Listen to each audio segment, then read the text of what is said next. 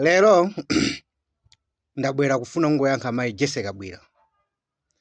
Mayi Jesse Kabwira asindikuziwa kuti mukamakhala mumaziona iniyo ngati ndani.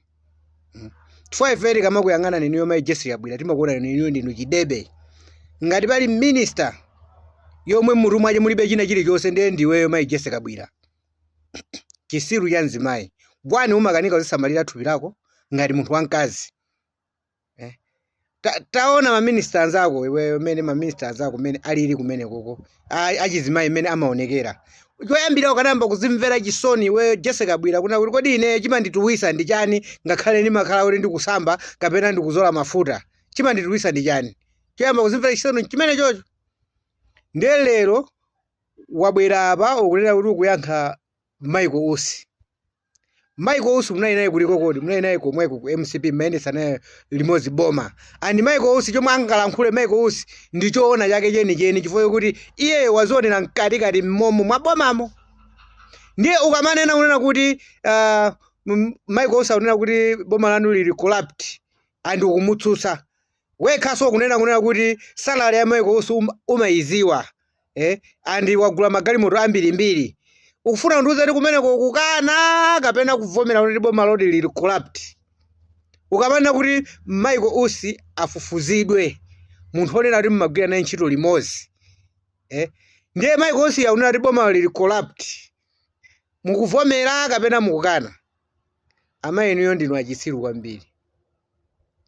Andi palibe inuyo chomwe mungabwere kumanena kuti mukayankhe malingaliro a Malawi kapena zomwe Amalawi akutsutsana nazo. Ndiye iwe nkumaoneka ngati kuti iwe ndiye duli kwambiri kubwera amene popo ndikumayankha zimenezozo. Kodi ukafuna ndiuza kuti tsogola account yomwe wakhazikisa kapenzako chakwera chisiru chosaganizachi. Ukanena kuti tsogola account uthandauza kuti chani? Mwanayo wabadwa. Mukuti mukamusimu kungobadwa kuchokera pa 16 September. Alaishuwa kuti ungamaka ubwere pamene wewe Jesse Kabwira kukamwayasha nkumauza ndikuti kuti mwana oyambira pa 16 September akabadwa azikayikidwa ku account kwa Jendrama. Iwe china chilichonse kuti chipase chimafuna kuti aphungu aku nyumba ya malamulo achivomereze. Pa 16 kati pakakhala kuti anthu amba kale kulowa nyumba ya malamulo ukamatiuza za pa 16. Mayi wewe ndiwe chisiru kwambiri. Anthu ukamanamiza uziyanamiza anthu kuti mutu monse mmagwira bwino ntchito. Andi imene chaye kuyenda kuti izakhale bilu yo ikavomerezedwe. Kodi ngati kuti zimenezo zingakhale zongopanga yekha chakwera kuchokera mmutu mwache ufuna undiuze kuti njeni chakwera kazachoka pa mpando zasogola account izo zathira pomwepo. Mukamalankhula muziyalankhula Amalawi kuti athe kukumvetsesani chomwe mukulankhula. 2 tikukuuza kunena kuti iyi yatsogola account pa misonkhano yanu mukanangoyisiya. Chifukwa imene inde ikuonesani uchisiru kwambiri. Chifukwa 1 mwanayo wabadwa mukuti pathe zaka 18 then kuti iye azatenge ndalamazo. Pano patifuna tikuuze kunena kuti mdziko muno muli umphawi kwambiri. Mwana wabadwa banja losauka akusowa chisamaliro. Sukulu sakwanisa kupita kuchokera sukulu timayambira ku Nazare 1 up to 8. Ndiye mwanaye akukanika kusowa zovala zopitira ku sukulu. Akusowa school fees yoti akalipire ku sukulu. Zakudya zoti apite ku sukulu. Ku account kwache kuli ndalama. Ndiye ufuna ndiuze kuti mwanaye yabwino walowerera chifukwa cha kusowa kwa chisamaliro pa thupi lake.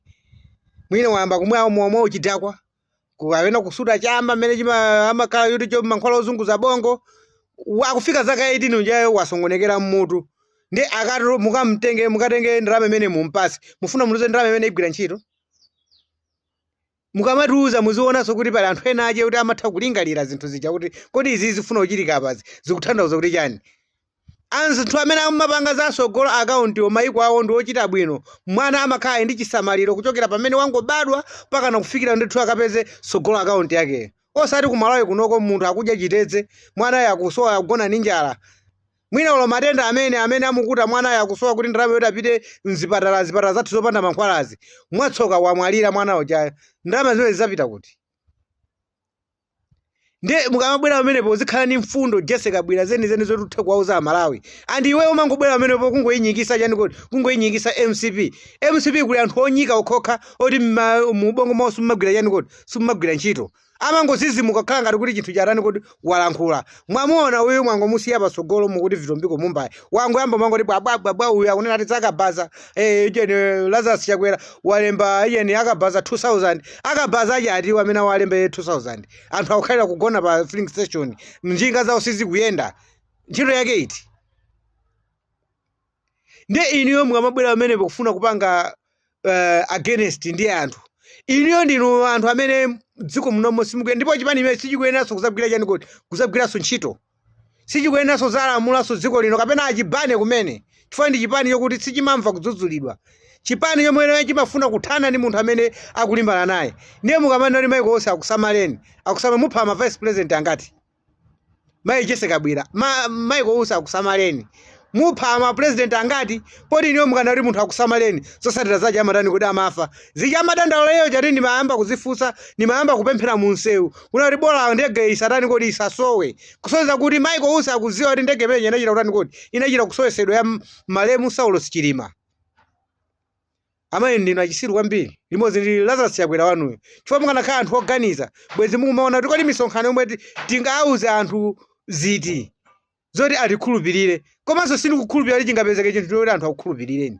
chifukwa anthu anataya kale trust mwandani kuti mwa inu mwazunza anthu 5 years lero anthu aja ndi apa mungoti bwabwa kulankhula zinthu zosamveka manifesto osamveka opanda sogolo manifesto ya 2020 mukukanika kupanga filu apapa nikumungayinjezera zinthu zina zake zokuti sizingatheke kufuna kungoapusisa malo kwatenga ngati amalawe ndi zisilu kuti zizimvera inu kufunisisa pampando pamene pomwe Mai Jesse Kabwira iweyo uziziwa kuti pofika pa 16 September pamene ukunena kuti ana uzikayikira aje ni Lazarus Chakwera uzikayikira ana ma account mwawo ndalama apo mpamene iweyo mukusiya maudindo anu onse kuye for example Lazarus Chakwera zimene lazikapangira ku nyumba kwache ndi anache azikasiyira ma account ya anake amene walemeresa kale aje noti amalawi kuti muziyaseka ndi umphawi wawo mumusiye Michael Ose atani kuti alankhule mene angalankhulire choti iyeyo anali mkati akulankhula zochokera mkati ndiye lero zikupwetekani chifukwa akuulula zinsinsi zochokera kumene koko